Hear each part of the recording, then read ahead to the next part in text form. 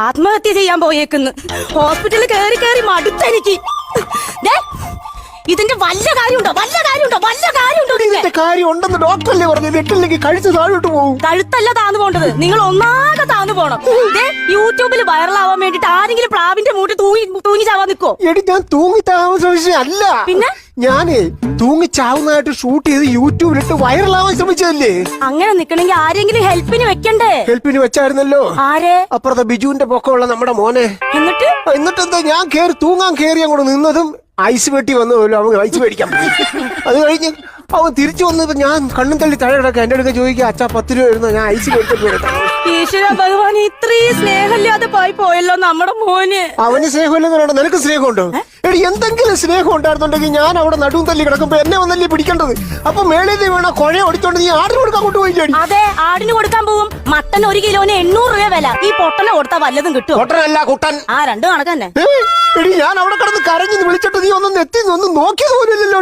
ആര് പറഞ്ഞു നോക്കിയില്ലാന്ന്? നിങ്ങൾ അവിടെ നിന്ന് ചന്തിയേന്ന് വിളിച്ചപ്പോ ഞാൻ ഒന്ന് നോക്കി. നിങ്ങളുടെ ചന്തിക്ക് ഒരു കുരു ഞാൻ കണ്ടില്ല. എടി ചന്ദ്രിക എന്നാ വിളിച്ചത്. കുരുക്കിന്റെ എഫക്ട് കാരണം കാ പുറത്തേക്ക് വന്നില്ല. ആ, കുരുങ്ങി കിടന്നാ കാ പുറത്തോട്ട് വരില്ല. നമ്മൾ തോട്ടിയിട്ട് വലിക്കണം, അപ്പളേ കാ കിട്ടും. ഈ തമാശ നീ ആരോടെങ്കിലും പറഞ്ഞിട്ടുണ്ടോ? ഇല്ല കുട്ടേട്ടാ. ഓ, സമാധാനായി, ഞാൻ സഹിച്ചാ മതിയല്ലോ.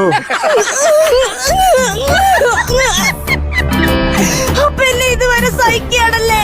എന്റെ സ്നേഹം എന്താന്ന് കുട്ടേട്ടന് മനസ്സിലായി? അറിയാം, സ്നേഹം ഉണ്ടെന്ന് എനിക്കറിയാം. അതുകൊണ്ടാണല്ലോ ഞാൻ വീണ സ്ഥലത്ത് എന്റെ പാദസ്പർശമായിട്ട് മണ്ണ് വാരി കവറിനകത്ത് സൂക്ഷിച്ചു വെച്ചേക്കുന്നത്. അയ്യോ, അത് അതുകൊണ്ടൊന്നല്ല. ഞാൻ 2 ദിവസം മുമ്പ് അവിടെ ചീരവെത്ത് ഭാവി ഉണ്ടായിരുന്നു. അത് നശിച്ചു പോണ്ടല്ലോ എന്ന് വിചാരിച്ച് ഞാൻ ആ മണ്ണെടുത്ത് മാറ്റി വെച്ചതല്ലേ കുട്ട.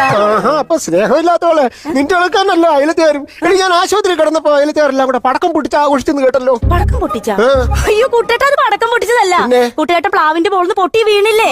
അപ്പൊ ചക്ക ഒരുപാട് വീണല്ലോ. അങ്ങനെ ചക്ക വീണപ്പോ ചക്കക്കുരു എല്ലാം കൂടി വേസ്റ്റ് ചെയ്യണ്ടെന്ന് വിചാരിച്ച് ഞാൻ അയൽവക്കക്കാർക്ക് കൊടുത്ത്. അപ്പൊ അതിന്റെ ആഘോഷമായിരിക്കും. പക്ഷെ ഞാനൊരു കാര്യം പറയട്ടെ, ആ ചക്കന്ന് ഞാനൊരു ചക്കച്ചുളയോ ഒരു ചക്കക്കുരുവോ ഞാൻ തിന്നിട്ടില്ല. അതിന്റെ ഒരു സമാനം ആശുപത്രിയിൽ ഉണ്ടായിരുന്നു, അതുകൊണ്ട് അവർ ഇറക്കി വിട്ടില്ല. കുട്ടേട്ടൻ എന്നോട് ഒരു സ്നേഹവും ഇല്ല. അവരൊക്കെ ആഘോഷിച്ചപ്പോഴും ഞാനേ ഉണ്ടായുള്ളൂ. കുട്ടേട്ടൻ ആംബുലൻസ് കയറ്റാനും കരയാനും.